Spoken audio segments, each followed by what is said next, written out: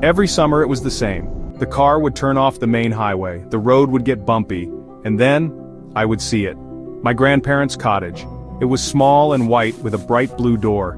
It felt like coming home, even though I only lived there for 2 months a year. The air smelled different here. It smelled of wet earth and wild jasmine. My city life, with all its noise and rush, would just melt away. Here, time slowed down. Days were measured in sunshine and glasses of cold lemonade on the porch. It was my sanctuary, my escape, my personal little slice of heaven on earth. The best part of the cottage wasn't the cottage itself, it was the old oak tree. It stood at the edge of the meadow, huge and ancient. Its branches were like strong arms reaching for the sky. I spent hours under that tree. I would read books, I would daydream. I would just lie on the grass and watch the clouds drift by. The tree was my friend. It had seen me grow from a little girl with scabby knees to a teenager with a messy heart. It held all my secrets, or so I thought. I didn't know it held someone else's secret too, one that was meant just for me. My grandparents were the heart of this place. Grandpa with his quiet smile and calloused hands that could fix anything, and Grandma, my Aji, who smelled of cardamom and love. She was the one who taught me how to find constellations in the night sky. She would tell me stories of the village, of her own childhood spent running through these same meadows.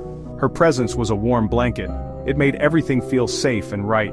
The cottage was just a building, but with them in it, it was a home filled with laughter and the aroma of her famous masala chai. This summer was different though. I was 25 now. The visits had become less frequent after I started college and then work. Life had a way of getting in the way, of pulling you forward whether you were ready or not. But this year, I had to come back. Not for a happy vacation, but for a goodbye. Aji was gone. The thought was a hollow ache in my chest. The cottage was waiting, but it would be quieter now. The blue door would still be there, but the person who made it feel like home wouldn't be standing behind it, waiting with a hug. The letter started when I was 12. It was the most ordinary of days. I was climbing the oak tree, trying to get to a branch I had never reached before. My fingers found a little hollow in the trunk, a perfect hiding spot.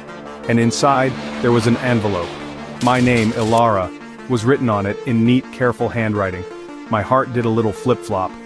Who would leave a letter for me here? It felt like something out of a book. I opened it carefully, my hands trembling just a little bit. It was a simple note, written on plain paper. The letter was short. It talked about the color of the sky that day. It mentioned the tiny blue wildflowers that had just bloomed in the meadow.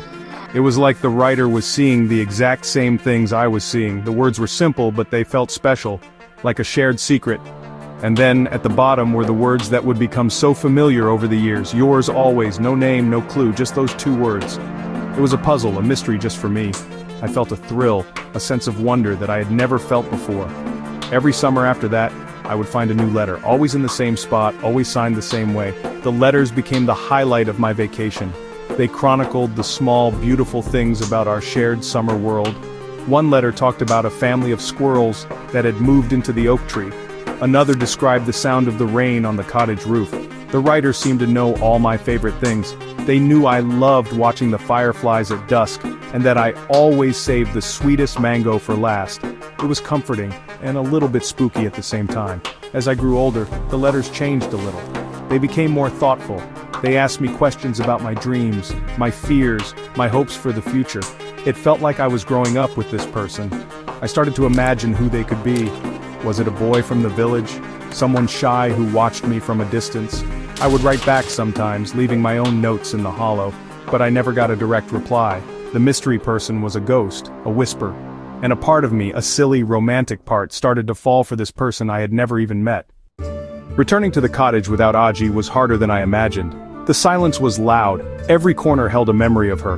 The rocking chair on the porch where she used to knit, the spice box in the kitchen that still held her favorite masalas.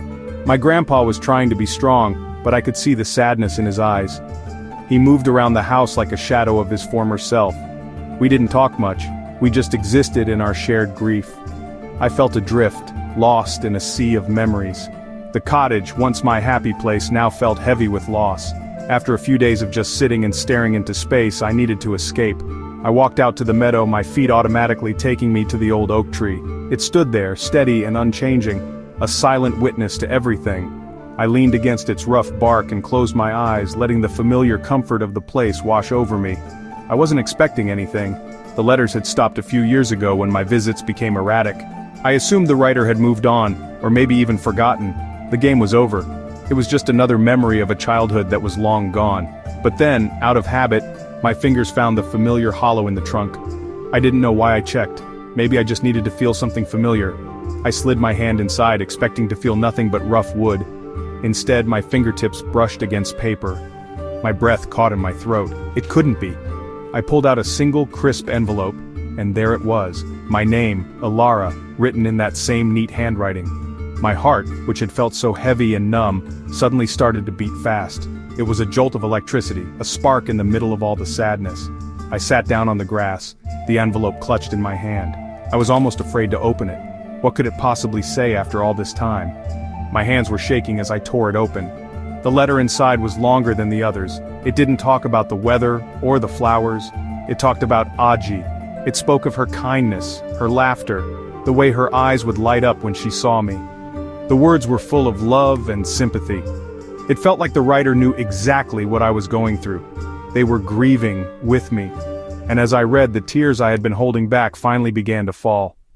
The letter ended differently this time. Below yours always there was something else, a small postscript. It said, "I think it's time we finally met. I'll be at the old stone bridge at sunset. I hope you'll come." My mind was racing. The stone bridge? That was our old childhood haunt. This was it. The mystery was finally going to be solved. A part of me was terrified. What if the reality didn't live up to the fantasy I had built in my head for all these years?